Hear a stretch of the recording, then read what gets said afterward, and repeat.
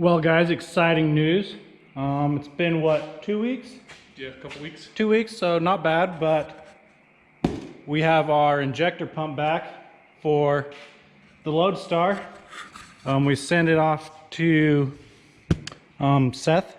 Yeah, Seth Farrell, which you can see here. Seth Farrell Diesel Service. So he pretty much just specializes in these.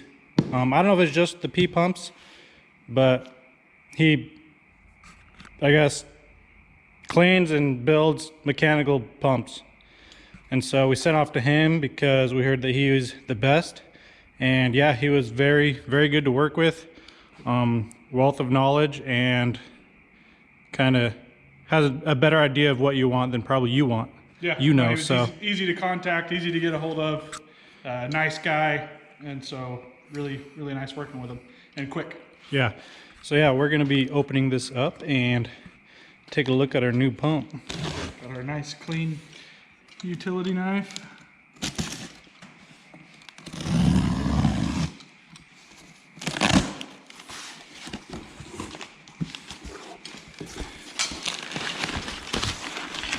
So good wrapping.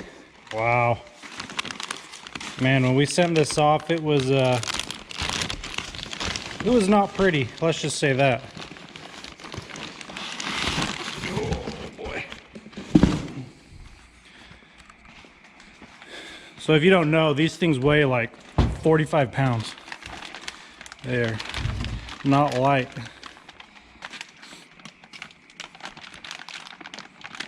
Nice sharp. Maybe cut here.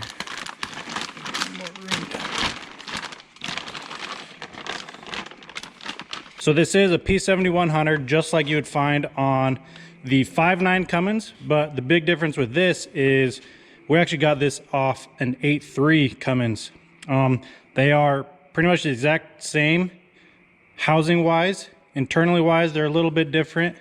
One of the big things that you have to do when you are switching to the 8.3 P pump is their oil feed is fed through a hole right here, which he, just like we asked, he plugged it up for us. And then we're gonna have it, the oil feeding just like the 5.9 P pump would be, which will be into the side. So yeah, he did everything for us. It looks like it is ready to go. Ryan, which even that looks like, that's new.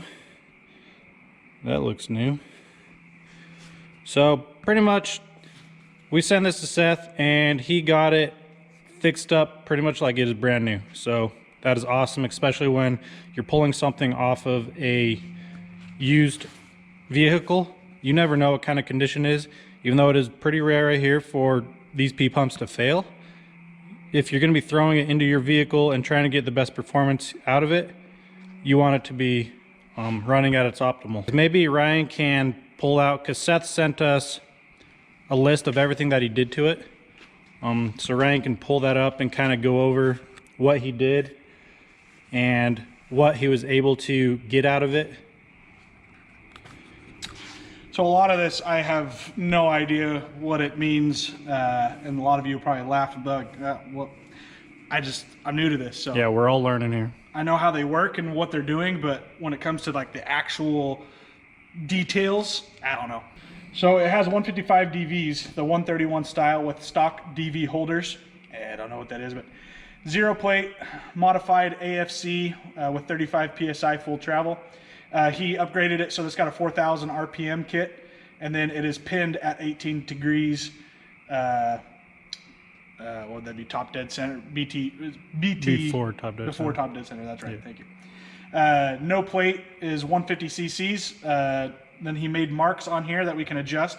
So at a 4, it's 150 cc's. At a 3, it's 260 cc's. At 2, it's 270 cc's, which is the max. And that's what it's set at right now. And that's the max fuel due to the fuel limiting groove on the plungers that this one has. And then position 1 is 220 cc's. It has 0 PSI boost,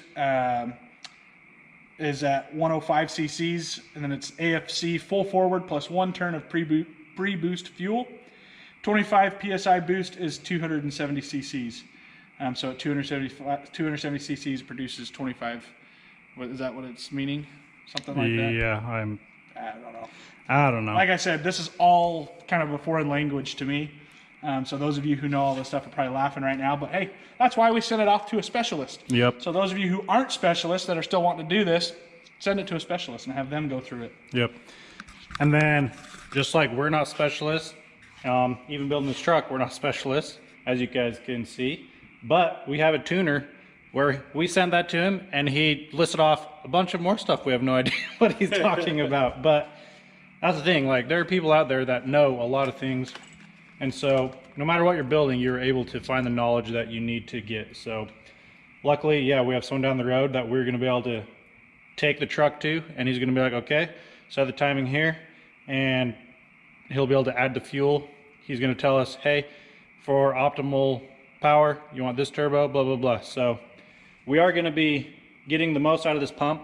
Obviously, these P7100s, these P7100s are amazing pumps, and obviously you can get a lot more than what we got out of this one, but this is pretty much just getting as much as we could out of the stock pump. Because we're not building a race truck here, we're just trying to bump up the power. And so we'll see what it gets. We sent the specs to our buddy, and he was thinking anywhere from 250 to 390 wheel horsepower, which this truck probably has stock like maybe 100 wheel horsepower. So even that almost is tripling or quadrupling the power that it has. So it will be quite a bit of difference, and I think it'll be plenty for what we are trying to achieve with it. So yeah, we are very excited that we got our pump in. Now we have to get an adapter so that we can bolt it onto the DT360. And then we also need to figure out our injectors, but we didn't want to do all of that until we knew what cc's this was going to pump out.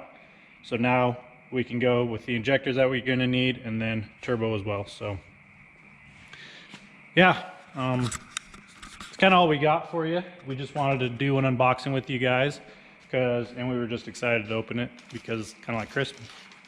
But we will be ordering the injectors and the adapter and all that, and then we can finally install it on the truck. So stay tuned, more to come. Sorry this is a short video, but we were just excited to open it. So I'll catch you guys on the next one. Peace.